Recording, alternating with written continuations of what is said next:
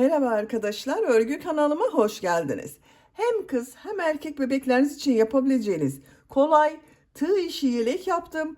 Bugün bu yelek anlatımını sizlerle paylaşmak istiyorum. Bakın arkadaşlar, yeleğimiz bu şekilde. Sadece trabzanlardan oluşan bir yelek modeli. Ön bölümden düğmeli yaptım. Bakın buraya 4 düğme iliği yaptım. Karşısına düğmeler diktim.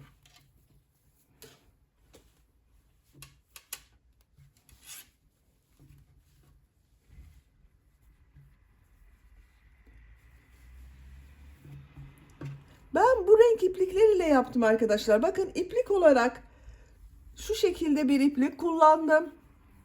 Çok az miktarda arkadaşlar, 50 gram iplik yeterli. Burada da iki farklı renkli yeşil iplik kullandım. Bakın farklı tonlarda yeşil renkli iplik kullandım. Kullandığım iplik üzerinde 100 gram iplikte 340 metre var. Çok az miktarda, ikisinden de arkadaşlar çok az miktarda kullandım. Siz tercihinize göre her marka bebek iplik ve renklerini kullanarak bu yeleği yapabilirsiniz. Buradan iplik markası söylememiz yasak olduğu için iplik markası söyleyemiyorum arkadaşlar. Siz tercihinize göre, dediğim gibi, her marka bebek ipliklerini kullanabilirsiniz. Her renk iplikler ile de çok güzel oluyor. Pembe renkli iplikler ile de çok güzel oluyor. Kızlarınız için pembe renkli yapmak isterseniz bu renk yeleği hem kız hem erkek bebekleriniz için de kullanabilirsiniz. Tığ olarak 5 numara 3 milimetre tığ kullandım. Elim çok sıkı değil. Benim yaptığım örgüler bakın çok yumuşak oluyor. Sizin eliniz sıkıysa 3,5-4 milimetre tığ ile yaparsanız çok daha güzel olur. Ölçülerini videonun sonunda ölçüyorum, oraya bakabilirsiniz. Ben bugün bu yelek anlatımını 3 aylık bebek ölçüsüne göre yaptım. Siz bu yeleği yeni doğan bebek için yapabilirsiniz. Her yaş çocuklarınıza yapabilirsiniz. Tercihinize göre yetişkinler için de uygun bir model. Yeni doğan bebek için olur bu ölçü arkadaşlar. 0-6 aylık bebek ölçüsünde yaptım. Siz biraz küçük olmasını istiyorsanız burada yaptığım arttırma sırasını bir sıra eksik yaparsanız biraz daha küçük olur. Benimle aynı sayıda başlayıp bu arttırma sırasını benim yaptığımdan bir sıra fazla yaparsanız 6-12 aylık bebekleriniz için olur. 1 yaş çocuk için yapmak istiyorsanız yine benimle aynı sayıda başlayabilirsiniz. Burada yaptığım arttırma sırasını 2 sıra fazla yaparsanız 1-2 yaş arası çocuklarınız için olur. 2-3 yaş arası çocuklar için yapmak istiyorsanız 8-10 zincir fazla başlayabilirsiniz. Ön bölümleri bir trabzan, kol ve arka bölümleri ikişer trabzan yaparsanız daha büyük ölçüde olur. İplik tığ hazırlayalım. Hep birlikte bu kolay ve güzel tığ işi yelek örgüsüne başlayalım. Örgü kanalıma abone değilseniz abone olmayı unutmayın lütfen.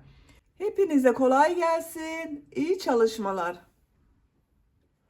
Örgüye yakadan zincir yaparak başlıyoruz. İlk ilmeği ben bu şekilde yapıyorum.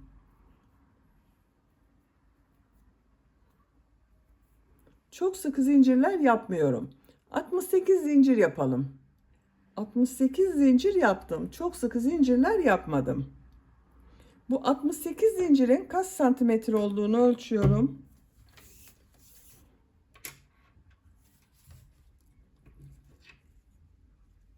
30 santimetre zincir uzunluğu var. Elimin sıklığına göre 30 santimetre için ben 68 zincir yaptım. Sizin elinizin sıklığına bu zincir sayısı daha az veya daha çok olabilir. Daha büyük çocuk için yapmak istiyorsanız bunu 8-10 zincir fazla başlayabilirsiniz.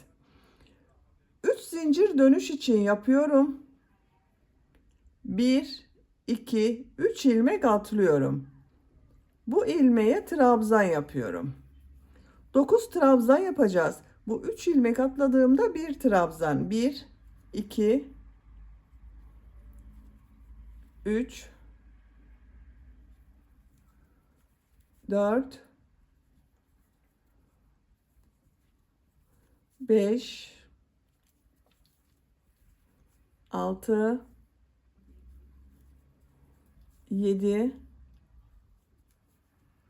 8, 9. 2, 4, 6, 8, 9 trabzan oldu. Bu ilmeğe arttırma yeri için bir trabzan, 2 zincir, bir trabzan yapıyorum. Bakın aynı ilmek içine yaptım. Burada bakın bu arttırmayla birlikte 2, 4, 6, 8, 10 trabzan oldu. 14 trabzan yapıyorum. Kol bölümü için yapıyoruz arkadaşlar bu trabzanı. 14 trabzanı yapalım. 14 trabzan yaptım. Arttırma yeri için bu ilmeğe bir trabzan, 2 zincir, bir trabzan yapıyorum. Bakın bir arttırma burada, bir arttırma burada yaptık. Toplam 2, 4, 6, 8, 10, 12, 14, 16 trabzan oldu kol bölümünde arkadaşlar. Diğer ilmeklere trabzan yapıyorum. 18 trabzan yapıyorum. Siz burayı kaç trabzan yaptıysanız burası 2 katı olacak arkadaşlar. Ben 9 trabzan yaptım. Buraya 18 trabzan yapıyorum. 18 trabzanı tamamlayalım. 18 trabzan yaptım. Arttırma yeri için bu ilmeğe bir trabzan, 2 zincir, bir trabzan yapıyorum. Bakın burada 20 trabzan oldu. Kol bölümü için 14 trabzan yapıyorum. 14 trabzanı yapalım. Kol bölümü için 14 trabzan yaptım. Arttırma yeri için bu ilmeğe bir trabzan, 2 zincir, bir trabzan yapıyorum. 9 trabzan yapıyorum.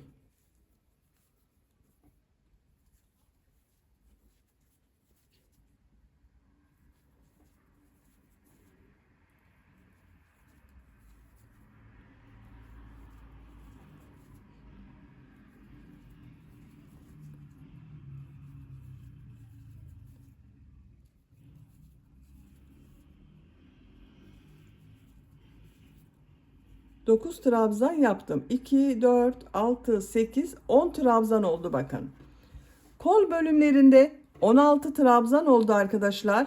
2, 4, 6, 8, 10, 12, 14, 16.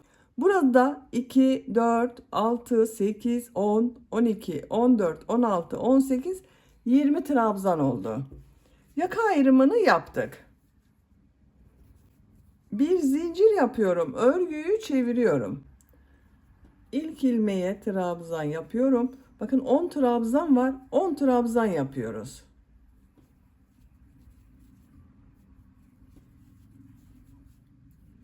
Buraya kadar devam edelim. 10 trabzan yaptım. Arttırma zinciri üzerine bir trabzan, 2 zincir, bir trabzan yapıyorum. Bakın bir arttırma burada oldu, bir arttırma da kol bölümünde oldu arkadaşlar. Diğer ilmeklere trabzan yaparak devam ediyorum. Arttırma zincirine kadar devam edelim. Arttırma zincirine kadar kol bölümünde trabzan yaptım. Bu zincir üzerine bir trabzan, 2 zincir, bir trabzan yapıyorum. Bütün arttırma yerlerinde bir trabzan, 2 zincir, bir trabzan yapıyorum. Diğer ilmeklere trabzan yapıyoruz. Buraya kadar devam edelim. Bu arttırma zinciri üzerine bir trabzan, 2 zincir, bir trabzan yapalım. Diğer ilmeklere trabzan yapalım. Burada da yine bir trabzan, 2 zincir, bir trabzan yapalım. Sıra sonuna kadar devam edelim. Sıra sonuna kadar tamamladım. Son trabzanı bu ilk sırada 3 ilmek atlayarak bir trabzan yaptım. Bunun bakın 3. ilmeğe trabzan yapıyorum. 2, 4, 6, 8, 10, 11 trabzan var. 3. sıradayım. Bir zincir yapıyorum. Örgüyü çeviriyorum. Her ilmeğe trabzan yapıyorum. Arttırma zincirine kadar devam edelim. Arttırma zincirine kadar trabzan yaptım. Buraya bir trabzan, iki zincir, bir trabzan yapıyorum. Diğer ilmeklere trabzan yapıyorum. Bakın arkadaşlar, bu arttırma yerlerinde bir trabzan, iki zincir, bir trabzan yapalım. Diğer ilmeklere trabzan yapalım. Sıra sonuna kadar devam edelim. Sıra sonuna kadar tamamladım. Son ilmeğe de trabzan yaptım. 3 sırayı bitirdik. Bakın yaka şekli bu şekilde görünüyor arkadaşlar. 4. sıradayım. Bir zincir yapıyorum. Örgüyü çeviriyorum. Trabzan yapıyorum. Arttırma yerine kadar devam edelim. Arttırma zincirine kadar trabzan yaptım. Zincir üzerine bir trabzan, iki zincir, bir trabzan yapıyorum. Diğer ilmeklere trabzan yapıyorum.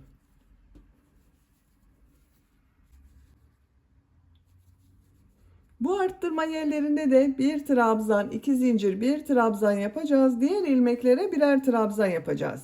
Arkadaşlar bakın burada ve burada her sırada bir arttırma oluyor. Bakın sadece burada kol bölümlerinde ve bu bölümde bakın bir arttırma burada, bir arttırma burada oluyor. Kol bölümünde de bir arttırma burada, bir arttırma burada. Her sırada iki arttırma oluyor. Roba bölümünün örgüsü bu şekilde arttırmalar yaparak devam edeceğiz. 1, 2, 3, 4 yerde bir trabzan, iki zincir, bir trabzan arttırma yapalım. Diğer ilmeklere bir trabzan yapalım. Yapacak olduğunuz çocuğun büyüklüğüne göre bu arttırmalar yaparak robanın örgüsüne devam edelim. Roba örgüsünü 8 sıra olarak tamamladım. 1, 2, 3, 4, 5, 6, 7, 8. 4 yerden bakın düzenli arttırmalar yaptım. Kaç santimetre olduğunu ölçüyorum. 9 santimetre roba yüksekliği yaptım arkadaşlar. Benim iplik biraz orta kalınlıkta olduğu için bakın 8 sıra yaptım. 9 santimetre oldu. Sizin ipliğiniz ince ise 9 santimetre olasıya kadar roba örgüsüne devam edebilirsiniz. Veya farklı ölçülerde yapıyorsanız istediğiniz kadar bu roba sırasını eksik veya fazla yapabilirsiniz. Bakın görüntüsü bu şekilde. 9. sıradayım. 9. sırada kol ve gövde bölümünü birbirinden ayırıyorum. Bir zincir yapıyorum. Örgüyü çeviriyorum. Her ilmek üzerine trabzan yapıyorum. Trabzan sırası yapıyoruz. Arttırma yerine kadar devam edelim. Arttırma yerine kadar trabzanları yaptım. Bu arttırma yerine 2 trabzan yapıyorum. Bakın bu sırada 2 trabzan yaptım. Kol altı için 3 zincir yapıyorum. Tığ üzerine iplik alıyorum. Kolda bulunan bütün ilmekleri atlıyorum. Bu arttırma zinciri üzerine 2 trabzan yapıyorum. Bakın 3 zincir ile ön ve arka bölümü birleştirdik. Diğer ilmeklere trabzan yaparak devam ediyorum. Buraya kadar devam edelim. Buraya kadar trabzan yaptım. Arttırma yerine 2 trabzan yapıyorum.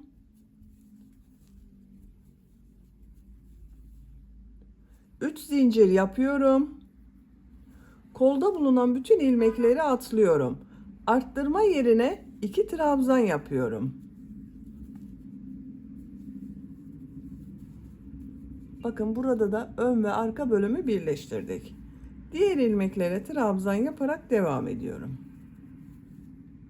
Sıra sonuna kadar devam edelim. Sıra sonuna kadar tamamladım. Bu sırada bakın kol altında zincirler yaparak ön ve arka bölümü birleştirdik.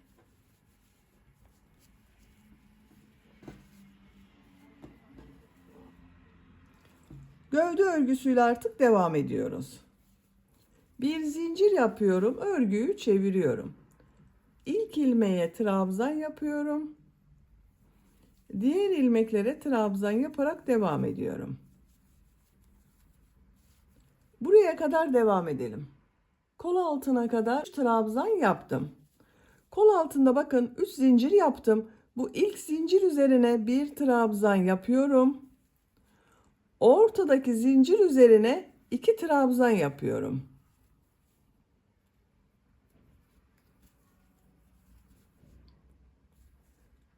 Son zincir üzerine bir trabzan yapıyorum. Siz gövde bölümünün biraz daha geniş olmasını istiyorsanız bu 3 zincir üzerine de ikişer trabzan yapabilirsiniz. Diğer ilmeklere trabzan yaparak devam ediyorum.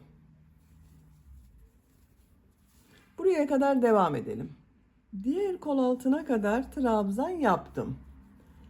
İlk zincir üzerine bir trabzan yapıyorum. Ortadaki zincir üzerine 2 trabzan yapıyorum.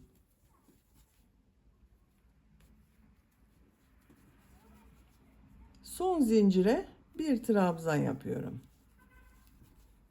Diğer ilmeklere trabzan yapıyorum. Bakın kol altının görüntüsü bu şekilde. Sıra sonuna kadar devam edelim. Sıra sonuna kadar tamamladım. Bakın kol altının görüntüsü bu şekilde oldu.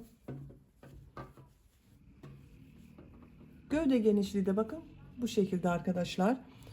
Bu renk iplik ile devam edebilirsiniz. Ben burada iplik rengi değiştiriyorum. Renkli iplikler kullanıyorum buradan itibaren arkadaşlar. Bu renk bir yeşil iplik ile devam ediyorum.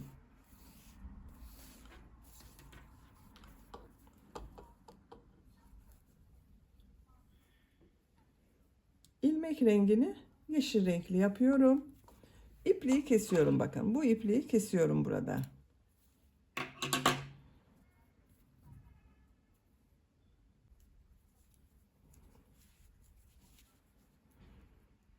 İlk ilmeğe trabzan yapıyorum. Trabzan sırası yapıyoruz.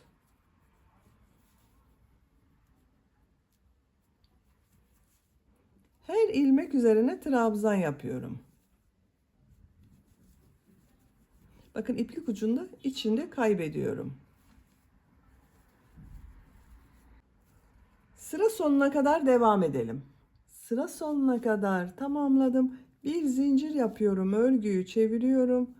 İlmekler üzerine trabzan yapıyorum.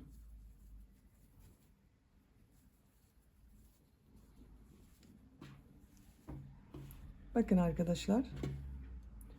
Gövde bölümünün örgüsü bu trabzan sırasının tekrarıyla devam edecek. Renk sıralamasını tercihinize göre istediğiniz renkler ile yapabilirsiniz. Bu yüksekliği de yapacak olduğunuz çocuğun büyüklüğüne ve sizin tercihinize göre istediğiniz kadar trabzan sırası tekrarlayarak devam edelim. Gövde bölümünün örgüsünü yapacağım ölçüye göre tamamladım. 1, 2, 3, 4, 5, 6, 7, 8, 9, 10, 11, 12, 13, 14 trabzan sırası yaptım arkadaşlar. Santimetre olarak ölçüyorum. 14 santimetre yükseklik var.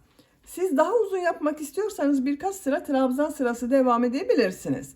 Renk sıralamasını ben bu şekilde yaptım. Siz bu renk sıralamasını tercihinize göre istediğiniz gibi yapabilirsiniz. Tek renk ile de yapabilirsiniz. Şimdi bu uç bölümde bir düz bir ters örgüler yapıyoruz. 2 zincir yapıyorum. Örgüyü çeviriyorum. İlk trabzanı şu şekilde bakın tığ boşluğa takıyorum. Trabzan yapıyorum. Ters taraftan boşluktan alıyorum. Trabzan yapıyorum. Düz taraftan boşluktan alıyorum. Trabzan yapıyorum.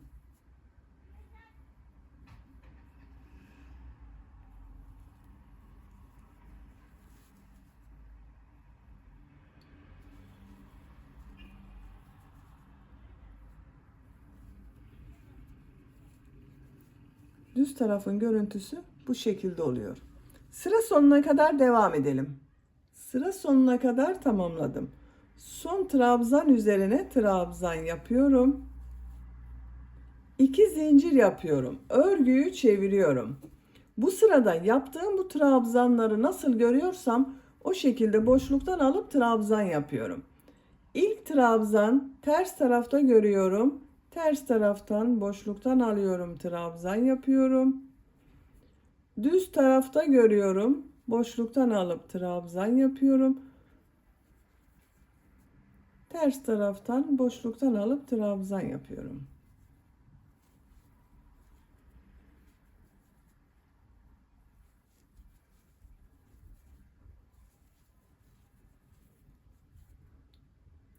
Nasıl görüyorsanız o şekilde boşluktan alıp trabzan yaparak sıra sonuna kadar devam edelim. Sıra sonuna kadar tamamladım. Son trabzanı şu şekilde boşluktan alıyorum, trabzan yapıyorum. Bakın arkadaşlar, 2 sıra yaptım. Benim yapacağım ölçü için yeterli. Siz tercihinize göre bunu 3-4 sıra yapabilirsiniz. Şimdi ön patlarda sık iğne yapıyorum. İlk ilmeğe bakın şu şekilde sık iğne yapıyorum.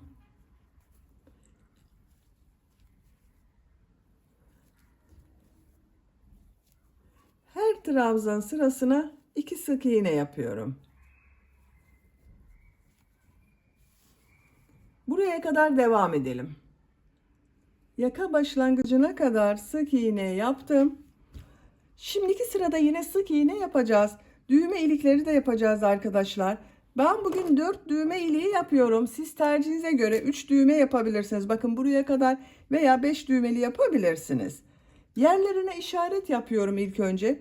Bakın ilk düğme iliğini yaka başlangıcına yapıyorum. Diğer düğme iliğini bakın şuraya, ben göz kararı yapıyorum. Siz sayarak yapabilirsiniz. Bir diğerini şuraya yapıyorum. Son düğme iliğinde bakın şuraya yapıyorum arkadaşlar. 4 düğmenin iliğinin yerine hazırladık. Şimdi sık iğneler yapacağız. Bir zincir yapıyorum, örgüyü çeviriyorum. İlk ilmeğe sık iğne yapıyorum. Düğme iliği için 3 zincir yapıyorum. 2 ilmek atlıyorum, sık iğne yapıyorum. Bakın ilk düğme iliğini yaptım. Bu iki düğme iliği arasında yaptığımız sık iğneleri sayalım isterseniz. Bakın 1, 2, 3, 4, 5, 6, 7, 8, 9, 10 sık iğne yaptım işaret yaptığım yere kadar. Düğme iliği için 3 zincir yapıyorum. 2 ilmek atlıyorum, sık iğne yapıyorum. Yine 10 sık iğne yapıyorum arkadaşlar. Bu iki düğme iliği arasına kaç sık iğne yaptıysanız bu iki düğme iliği arasına da aynı sayıda sık iğne yapacağız. Bakın 2, 3, 4, 5, 6, 7, 8, 9, 10. Düğme iliği için 3 zincir yapıyorum. 2 ilmek atlıyorum. Sık iğne yapıyorum. 1, 2, 3, 4, 5, 6, 7, 8,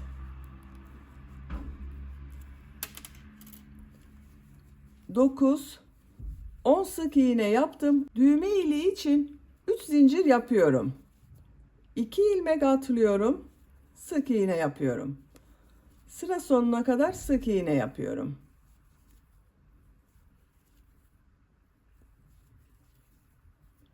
Bir zincir yapıyorum. Örgüyü çeviriyorum. Bakın 4 düğme iliğinin yerlerini belirledik.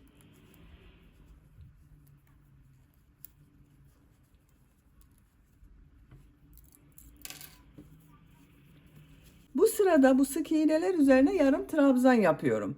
Tığ üzerine iplik alıyorum bakın. İlmeğe tığı takıyorum. İpliği çektim. 3 ilmek var. 3'ün içinden çekiyorum. Yarım trabzanı bilmeyen arkadaşlar için gösteriyorum. Bakın tığ üzerine iplik alıyorum.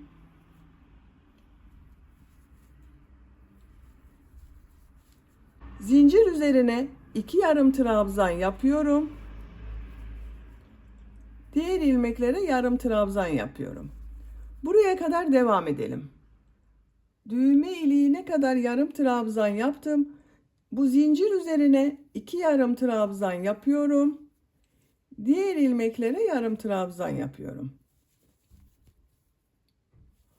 Bu düğme ilikleri yaptığımız zincirler üzerine 2 yarım trabzan yapalım. Diğer ilmeklere yarım trabzan yapalım. Sıra sonuna kadar devam edelim. Yarım trabzan yaparak sıra sonuna kadar tamamladım. Düğme iliklerinin üzerine bakın, ikişer yarım trabzan yaptım. Düğme ilikleri daha belirgin oldu arkadaşlar. Şimdi yaka çevresinde sık iğne yaparak devam ediyorum.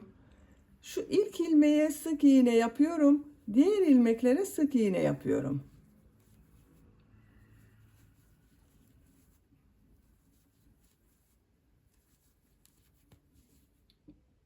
Sıra sonuna kadar devam edelim. Sıra sonuna kadar sık iğne yaptım. Bakın son ilmeğe yapmadım arkadaşlar. Bu ön pattada sık iğneler yapacağız ama ipliğin diğer ucu ile devam ediyorum. Bu görüntüyü elde etmek için bu ipliği burada bekletiyorum. İpliğin diğer ucunu çıkardım bakın. Şu ilk ilmeğe ipliği bağlıyorum. Şu şekilde bakın bir ilmek yapıyorum. Sık iğne yapıyorum.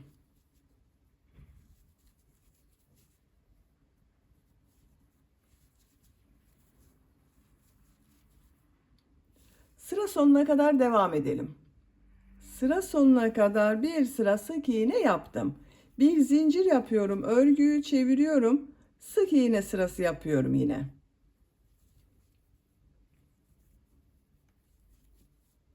Sıra sonuna kadar devam edelim. Sıra sonuna kadar sık iğne yaptım. İpliği kesiyorum.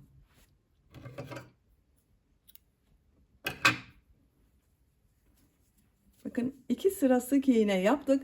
Şimdi burada beklettiğim bakın iplik var. Bununla yarım trabzan sırası yapıyorum. Burada yaptığımız gibi. Burada bulunan ilmeklere sık iğne yapıyorum.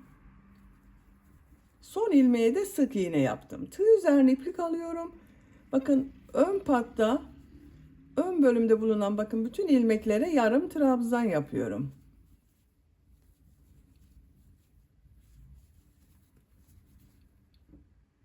Sıra sonuna kadar devam edelim. Sıra sonuna kadar yarım trabzan yaparak tamamladım. İpliği kesiyorum.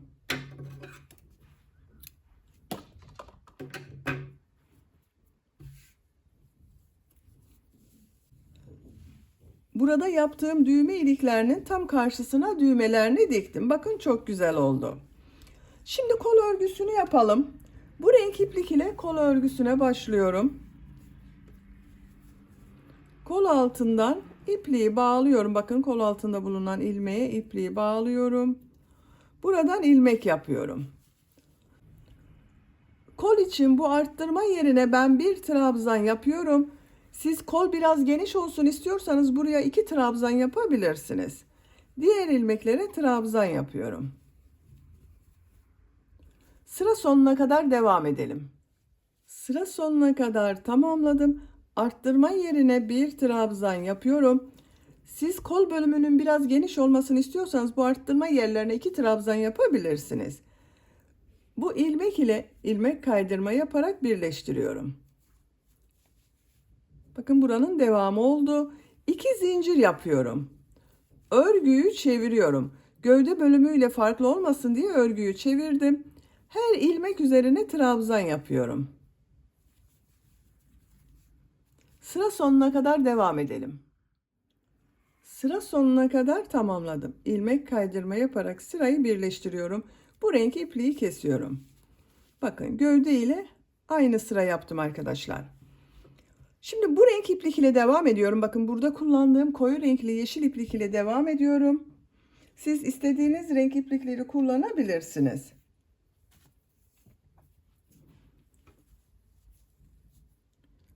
Şu ilk ilmeğe ipliği ilmek yapıyorum. Bakın bu renk iplik ile 2 zincir yapıyorum. Her ilmek üzerine trabzan yapıyorum. Trabzan sırası yapıyoruz.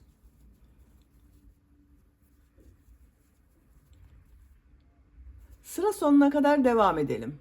Sıra sonuna kadar trabzan yaptım. Son ilmeğe trabzan yaptım. Şu ilk ilmek ile ilmek kaydırma yaparak birleştiriyorum. Bu sırada bu trabzanları bir düz bir ters boşluktan alıp trabzan yapacağız. Burada yaptığımız gibi. 2 zincir yapıyorum. İlk trabzan düz taraftan boşluktan alıp trabzan yapıyorum. Ters taraftan boşluktan alıp trabzan yapıyorum.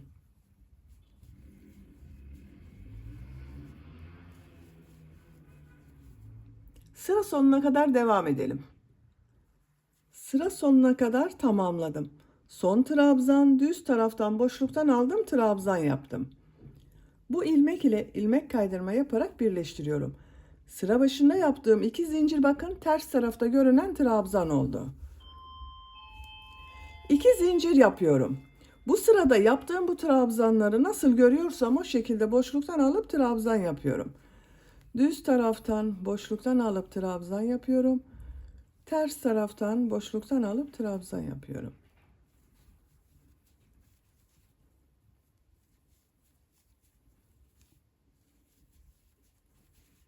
Sıra sonuna kadar devam edelim. Sıra sonuna kadar tamamladım. İlk ilmek ile ilmek kaydırma yaparak birleştiriyorum. İpliği kesiyorum.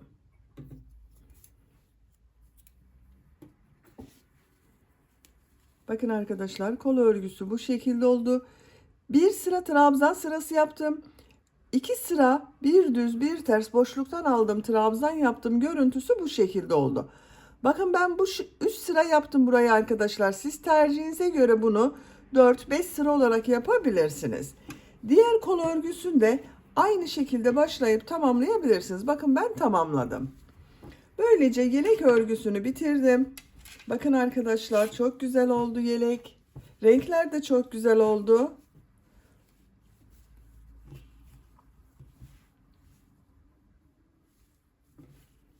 Düğmesini takıyorum.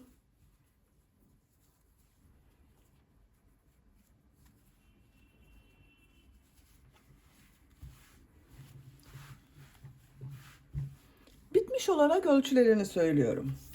Kol altının buradan gövde genişliğini ölçüyorum. 24 santimetre. Yüksekliğini ölçüyorum. Kol altından yükseklik 17 santimetre. Omuzdan tam yüksekliği ölçüyorum. 27 santimetre. Ben 3 aylık bebek için yaptım. Bu ölçüde oldu arkadaşlar. 0-6 ay bebek çok rahat kullanır bunu. Beni dinlediğiniz ve izlediğiniz için hepinize çok teşekkür ederim. Örgü kanalıma abone değilseniz abone olmayı unutmayın lütfen. Sizlerle yeni örgülerde görüşmek dileğiyle. Hoşça kalın, sevgiyle kalın.